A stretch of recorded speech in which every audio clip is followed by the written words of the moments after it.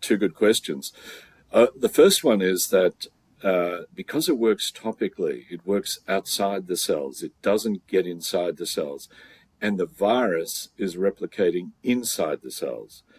So scientists automatically think, well, unless we can get inside the cells and stop the replication, we're not going to effectively intervene in the process. We're not going to have a product that'll work. And most of the research focused on antiviral drugs that get inside the cells and interfere with the replication. In fact, I was CEO of Biota at one stage, and we were working on those very drugs. What occurred to me after that was that we actually need a broad spectrum solution because viruses figure out how to mutate and develop resistance to antivirals, as we've seen with COVID. So that's where I leaned on the betadine experience, where it's not only effective against all viruses, but they can't develop resistance to it. Because of the way in which it works, it attacks viruses in a indiscriminate and brutal way from a microbiological perspective.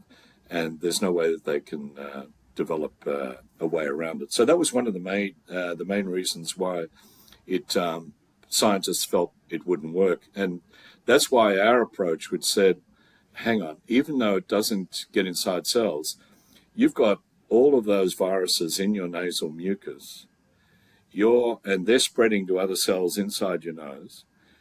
Every time you sneeze or cough, you're spreading them to other people.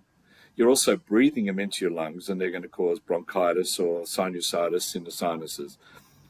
We should use a topical approach to suppress that viral load in the nasal mucus and try to interrupt the infection process and stop you shedding and stop those secondary complications. So that was our inventive step, and that's why we were able to get a patent.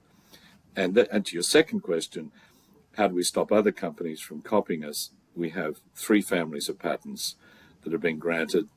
Two of them have been granted in the US and Europe. One is on treatment and prevention of the common cold using povidone iodine, PVPI, and the second one is on reducing viral shedding of COVID-19 virus, and we have a third one which is on the pharmaceutical formulation.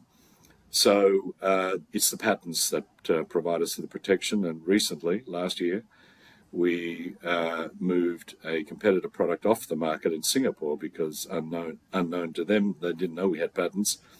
We informed them that we do, and they were off the market within 2 weeks. So patents work.